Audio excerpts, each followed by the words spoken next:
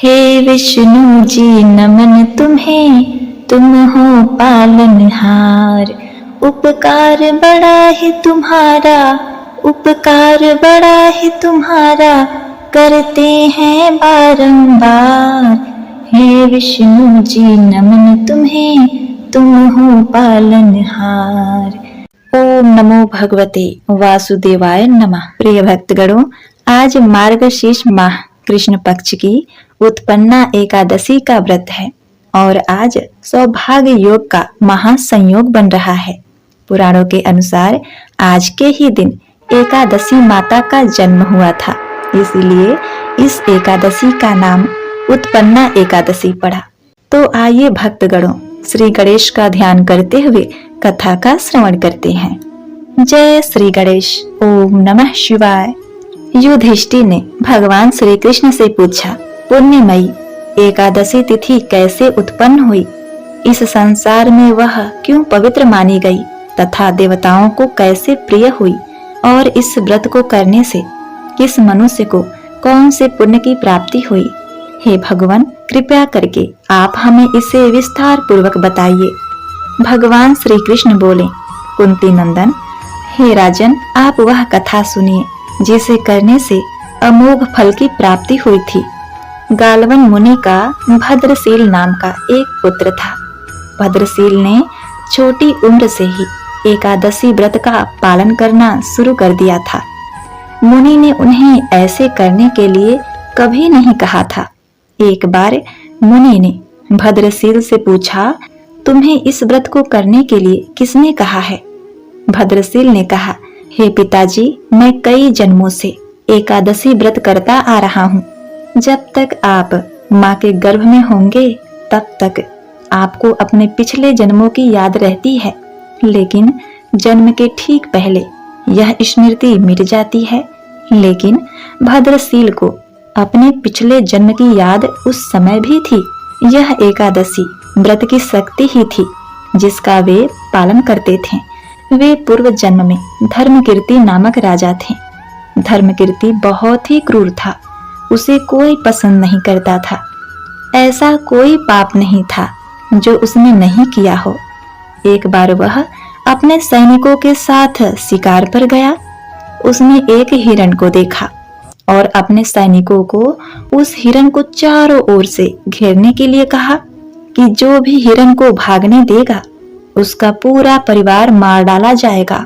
हिरण ने यह सब सुना और सोचा, बेचारे सैनिक, मैं उनमें से किसी को भी कुछ होने नहीं दूंगा।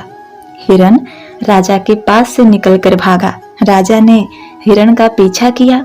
सूर्यास्त होते होते राजा एक घने जंगल के अंदर फंस गया। हिरण कहीं दिखाई नहीं दे रहा था। वही राजा ने एक पेड़ के नीचे रात बिताई। उसने दिन भर में कुछ नहीं खाया था। उसे चारों ओर से खतरनाक जानवरों के गुर्राने की आवाज सुनाई दे रही थी। वह सो नहीं सका। राजा ने डर से श्री हरि परमात्मा से प्रार्थना करना शुरू कर दिया। फिर सुबह होते ही उसकी मृत्यु हो गई। यमदूत आए और उसे यमराज के पास ले गए। तुम लोग इन्हें यहाँ क्यों लाए? इनका स्थान बैकुंठ में भगवान विष्णु के बगल में है। दूतों ने कहा, लेकिन राजन, यह तो महापापी है। यमराज ने कहा, नहीं, इसके सभी पाप मिट गए। ये अब पवित्र है। जिस दिन इसकी मृत्यु हुई वह एकादशी तिथि थी। उन्होंने दिन भर उपवास किया और रात में जागते हुए श्री हरि का स्मरण किया। उसके सारे पाप दूर हो गए। ये पवित्र हो गए। यमराज ने स्वयं स्वर्ण रथ बुलवाया और राजा को बैकुंठ भेज दिया। जब लोगों को इस बारे में पृथ्वी पर पता चला तो वे सभी लोग एकादशी का पालन करने के लिए और अधिक उत्साहित हो गए। पूर्णिमयी एकादशी तिथि कैसे उत्पन्न हुई? इस संसार में यह क्यों पवित्र मानी गई है तथा देवताओं को कैसे प्रिय हुई है? भगवान श्री कृष्ण बोले, कुंती नंदन, प्राचीन समय की बात है। सतयुग में मूर नामक दानव रहता था। वह बड़ा ही अद्भुत, अत्यंत रौद्र तथा संपूर्ण देवताओं के लिए भयंकर था। उस काल रूपधारी दुरात्मा महासुर ने इंद्र को भी जीत लिया था। संपूर्ण देवता उससे परास्त होकर स्वर्ग से निकाले जा चुके थे और संकित तथा भयभीत होकर पृथ्वी पर विचरा करते थे। एक दिन सभी देवता महादेव जी के पास गए। वहां इंद्र ने भगवान शिव के आगे सारा हाल कह सुनाया। महेश्वर, ये देवता स्वर्गलोक से निकाले जाने के बाद पृथ्वी पर विचर रहे हैं। मनुष्यों के बीच रहना इन्हें शोभा नहीं देता। देव, कोई उपाय बतलाइए। देवता किसका सहारा ले? महादेव ने कहा, देवराज, जहां आपको शरण देने वाले, सबकी रक्षा करने में तत्पर रहने वाले जगत के स्वामी भगवान गरुड़ ध्वज विराजमान हैं, वहां जाओ, वे तुम लोगों की रक्षा करेंगे। भगवान श्री कृष्ण कहते हैं, युधिष्ठिर, महादेव जी की यह बात सुनकर परम बुद्धिमान देवराज इंद्र संपूर्ण देवताओं के साथ क्षीर सागर में गए, जहां भगवान गदाधर सो रहे थे। इंद्र ने हाथ जोड़कर उनकी स्तुति की। इंद्र बोले, देवेश्वर, आपको नमस्कार है। देव, आप ही पति, आप ही मति, आप ही कर्ता और आप ही कारण हैं। आप ही सब लोगों की माता और आप ही इस जगत के पिता हैं। देवता और दानव दोनों ही आपकी वंदना करते हैं। पुंडरीकाक्ष, आप दैत्यों के शत्रु हैं। मधुसूदन, हम लोगों की रक्षा कीजिए प्रभु। जगन्नाथ, अत्यंत उग्र स्वभाव वाले महाबली मूर नामक दैत्य ने इन संपूर्ण देवताओं को जीतकर स्वर्ग से बाहर निकाल दिया है। भगवान, हे देवेश्वर, शरणागत वत्सल देवता भयभीत होकर आपकी शरण में आए हैं।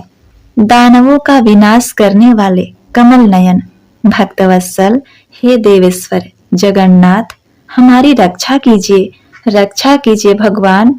शरण में आए देवताओं की सहायता कीजिए। इंद्र की बात सुनकर भगवान विष्णु बोले, देवराज, यह दानव कैसा है?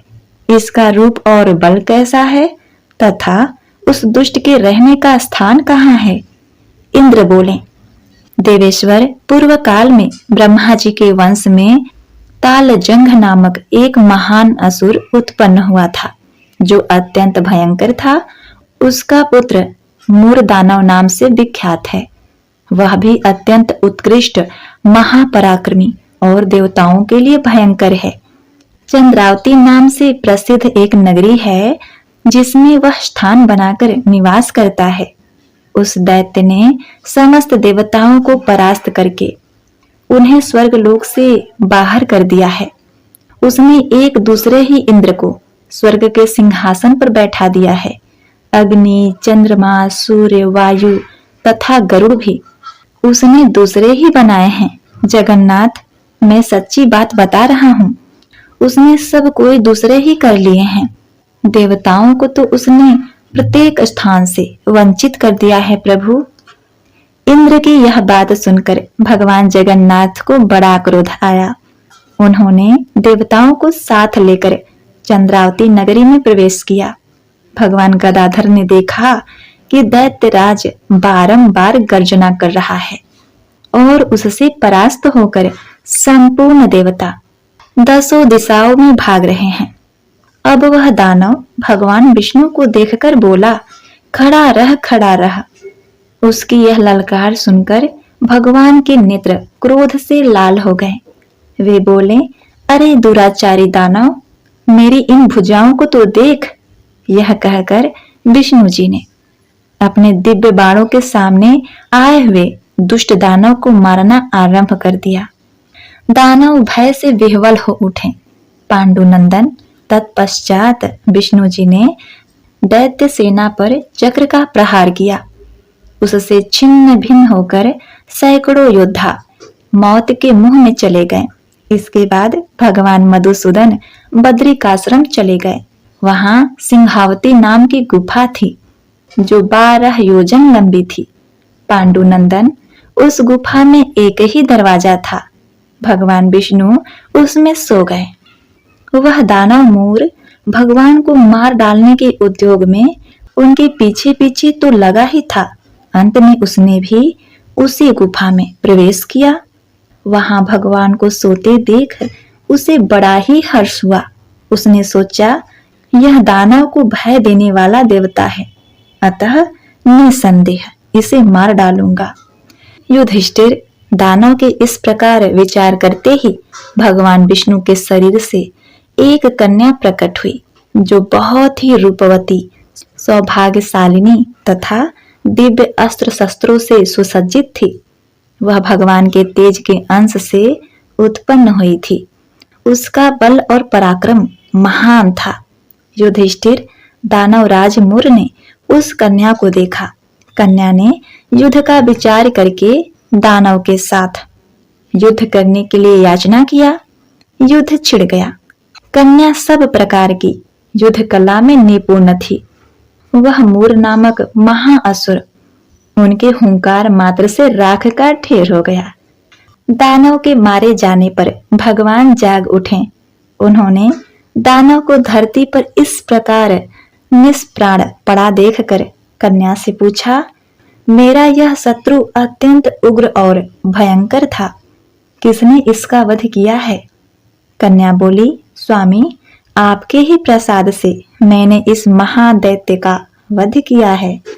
श्री भगवान ने कहा, कल्याणी, तुम्हारे इस कर्म से तीनों लोकों के मुनि और देवता आनंदित हुए हैं, अतः तुम्हारे मन में जैसी इच्छा हो उनके अनुसार मुझसे कोई वर मांग लो। देवताओं को दुर्लभ होने पर भी वह वर मैं तुम्हें दूंगा, इसमें तनिक भी संदेह नहीं है।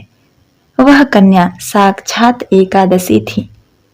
उन्होंने कहा, प्रभु, यदि आप प्रसन्न हैं तो मैं आपकी कृपा से सब तीर्थों में प्रधान, समस्त विघ्नों का नाश करने वाली तथा सब प्रकार की सिद्धि देने वाली देवी हूँ। जनार्दन, जो लोग आप में भक्ति रखते हुए मेरे दिन को उपवास करेंगे उन्हें सब प्रकार की सिद्धि प्राप्त हो। माधव, जो लोग उपवास, नक्त भोजन अथवा एक भुक्त करके मेरे व्रत का पालन करें उन्हें आप धन्य, धर्म और मोक्ष प्रदान कीजिए। भगवान विष्णु बोले, कल्याणी, तुम जो कहती हो वह सब पूर्ण होगा। भगवान श्री कृष्ण कहते हैं, युधिष्ठिर, ऐसा वर पाकर महाव्रता एकादशी बहुत ही प्रसन्न हुई। दोनों पक्षों की एकादशी समान रूप से कल्याण करने वाली है। इसमें शुक्ल और कृष्ण का भेद नहीं करना चाहिए। यदि उदया काल में थोड़ी सी एकादशी, मध्य में पूरी एकादशी और अंत में किंचित त्रयोदशी हो तो यह त्रिपुंसा एकादशी कहलाती है। यह भगवान को बहुत ही प्रिय है। यदि यह त्रिपुंसा एकादशी को उपवास कर लिया जाए तो 1000 एकादशी व्रतों का फल प्राप्त होता है तथा इसी प्रकार द्वादशी में पारण करने पर 1000 गुना फल माना गया है। अष्टमी, एकादशी, षष्ठी, तृतीया और चतुर्थी ये यदि पूर्व तिथि से विधृत हों तो उसमें व्रत नहीं करना चाहिए। परिवर्तनीय तिथि से युक्त होने पर ही इसमें व्रत का विधान है।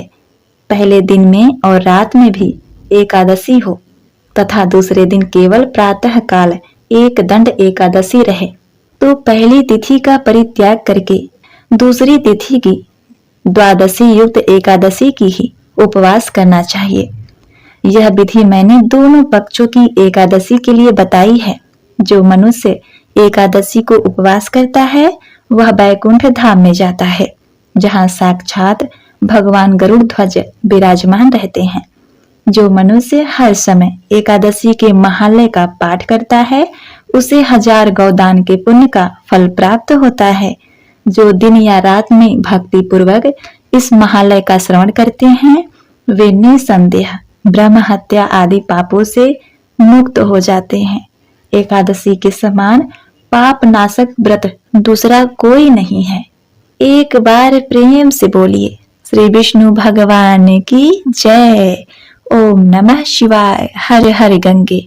प्रिय भक्तगणों, अब आइए सुनते हैं तुलसी माता की कथा, जिसको सुने बिना यह व्रत का फल अधूरा होता है। यह व्रत कथा पूर्ण नहीं मानी जाती। एक बार एक गांव में एक बुजुर्ग महिला रहा करती थी। वह सुबह ही पूजा पाठ करती थी। वह रोज तुलसी माँ की पूजा करती थी और वह बुजुर्ग महिला रोज तुलसी माँ से कहती थी, हे तुलसी माता सबकी दाता, मैं तेरा विड़ला सिंचू, तू निस्तार कर मेरा।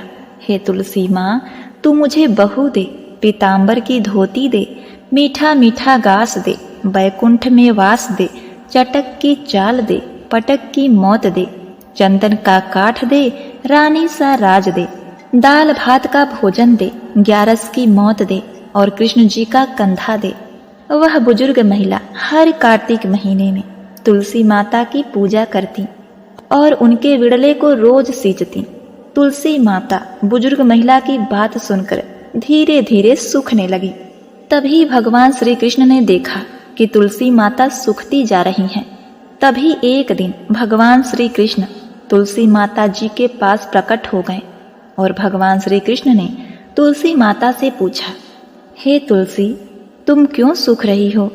सभी महिलाएं तुम्हारी पूजा करती हैं और तुमको सींचती हैं, लेकिन फिर भी तुम सूखती जा रही हो, क्या कारण है इसका?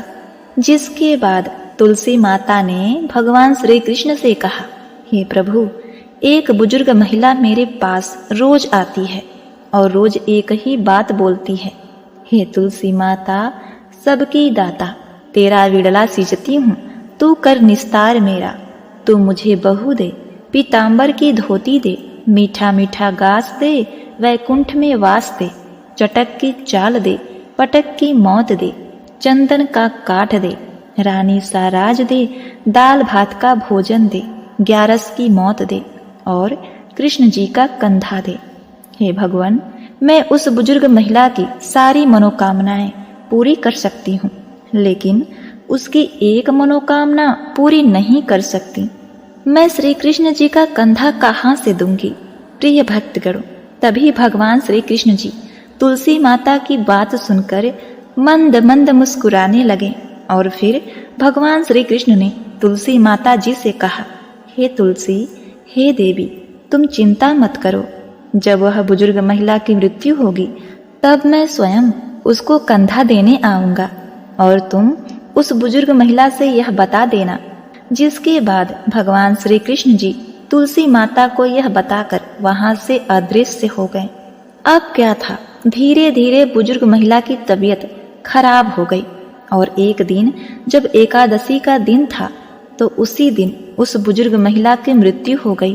तभी उस बुजुर्ग महिला के आसपास रहने वाले सभी लोग आ गए और उस बुजुर्ग महिला की अंतिम संस्कार के लिए उनको जैसे ही उठाया तो वह बुजुर्ग महिला वहां से किसी भी व्यक्ति से नहीं उठी। तभी कुछ गांव वाले कहने लगे, यह बुढ़िया माई तो भगवान की बड़ी भक्तिन बनती थी और कहती थी कि वह भगवान की सबसे बड़ी भक्त है। अब क्या हुआ? अब तो यह उठ ही नहीं रही है। लगता है यह झूठ बोलती थी। यह भगवान की भक्ति नहीं, यह तो ढोंग करती थी। अरे यह तो ढोंगी है, यह तो पापिनी है, किसी से भी नहीं उठ रही है। प्रिय भक्तगणों, भगवान अपने भक्तों का निरादर होते हुए कैसे देख सकते हैं? भगवान श्री कृष्ण वहां तुरंत प्रकट हो गए और उन्होंने एक बच्चे का रूप धारण किया और सभी से कहने लगे कि मैं इस बुजुर्ग महिला के कान में कुछ कहूँगा जिससे वह बुजुर्ग महिला हल्की हो जाएंगी और आप सभी लोग उनको आराम से उठा सकेंगे। यह सुनकर सभी लोग बहुत ही आश्चर्यचकित हो गए और कहने लगे, ऐसा कैसे हो सकता है? और सभी लोगों ने उस बच्चे को उसे नन्हा बालक समझकर वहां से भगा दिया। लेकिन वहां पर उपस्थित एक बुजुर्ग आदमी ने उस बच्चे से कहा, बेटा जाओ, तुम्हें जो कुछ कहना है वह कह लो। प्रिय भक्तगणों, लेकिन यह सभी लोगों को पता नहीं था कि बच्चे के रूप में भगवान श्री कृष्ण खुद ही वहां आए हैं उस बुजुर्ग महिला को कांधा देने के लिए। जिसके बाद भगवान श्री कृष्ण ने उस बुजुर्ग महिला के पास गए और उनके कान में जाकर कहने लगे, माई मन की निकाल दे, पीताम्बर की धोती ले, मीठा मीठा घास ले, बैकुंठ में वास ले, चटक की चाल ले, पटक की मौत ले, चंदन का काठ ले, और हे माता अब तू श्री कृष्ण जी का कंधा भी ले। भगवान श्री कृष्ण के इतना बोलते ही वह बुजुर्ग महिला हल्की हो गई और फिर भगवान श्री कृष्ण ने सभी लोगों के साथ मिलकर उस दिन उस बूढ़ी माँ को कंधा दिया और उस बुजुर्ग महिला का अंतिम संस्कार किया, जिसके बाद उस बुजुर्ग महिला को मोक्ष की प्राप्ति हो गई। और इस प्रकार वह बूढ़ी मैया भगवान विष्णु के बैकुंठ लोक में चली गई। एक बार प्रेम से बोलिए जय माता तुलसी। ओम नमः शिवाय। जय श्री कृष्ण। ओम जय जगदीश हरे, स्वामी जय जगदीश हरे। भक्त जनों के संकट, दास जनों के संकट क्षण में दूर करे। ओम जय जगदीश हरे। ओम जय जगदीश हरे, स्वामी जय जगदीश हरे। जो ध्यावे फल पावे, दुख विनसे मन का।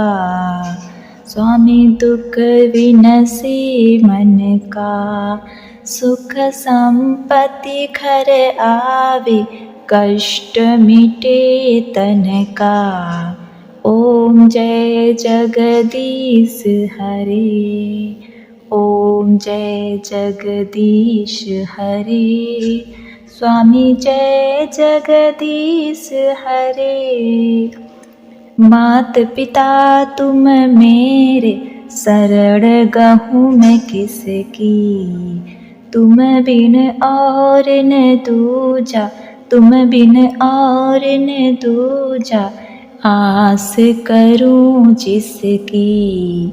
ओम जय जगदीश हरे।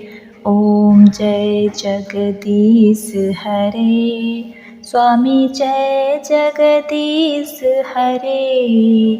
तुम पूर्ण परमात्मा, तुम अंतर्यामी। परम ब्रह्म परमेश्वर, तुम सबके स्वामी। ओम जय जगदीश हरे। ओम जय जगदीश हरे, स्वामी जय जगदीश हरे। तुम करुणा के सागर, तुम करुणा के सागर, तुम पालन करता। मैं मूरख खलगामी, कृपा करो भरता। ओम जय जगदीश हरे। ओम जय जगदीश हरे, स्वामी जय जगदीश हरे। तुम हो एक अगोचर, सबके प्राण पतित। किस विधि मिलूं दया मैं तुमको कुमति। ओम जय जगदीश हरे, दीन बंधु दुख हरता, तुम रक्षक मेरे। स्वामी तुम रक्षक मेरे, करुणा हस्त बढ़ाओ, द्वार पड़ा तेरे। ओम जय जगदीश हरे। ओम जय जगदीश हरे, स्वामी जय जगदीश हरे। विषय विकार मिटाओ, पाप हरो देवा। श्रद्धा भक्ति बढ़ाओ, संतन की सेवा। ओम जय जगदीश हरे। जय जगदीश हरे, स्वामी जय जगदीश हरे। श्री जगदीश जी की आरती जो कोई नर गावे, कहत शिवानंद स्वामी कहत शिवानंद स्वामी सुख संपत्ति पावे। ओम जय जगदीश हरे, ओम जय जगदीश हरे, स्वामी जय जगदीश हरे। भक्त जनों के संकट, दास जनों के संकट क्षण में दूर करे। ओम जय जगदीश हरे। ओम गंगणाधिपतये नमः। ओम नमः शिवाय। जय श्री हरि। प्रिय भक्तगणों, उम्मीद करती हूँ आज की यह उत्पन्ना एकादशी व्रत कथा आपको बहुत ही पसंद आई होगी। अगर आपको यह कथा पसंद आई है, इस कथा को श्रवण करके आपको आनंद आया है, तो आप हमारे चैनल को सब्सक्राइब, वीडियो को लाइक और हाँ, कमेंट में जय श्री हरि कृपा करो भगवान अवश्य लिखिएगा। आपका जीवन सुखमय और संपन्नता से, धन से परिपूर्ण रहे। इसी कामना के साथ आपसे विदा लेती हूँ। मिलती हूँ नेक्स्ट वीडियो में। तब तक के लिए नमस्कार।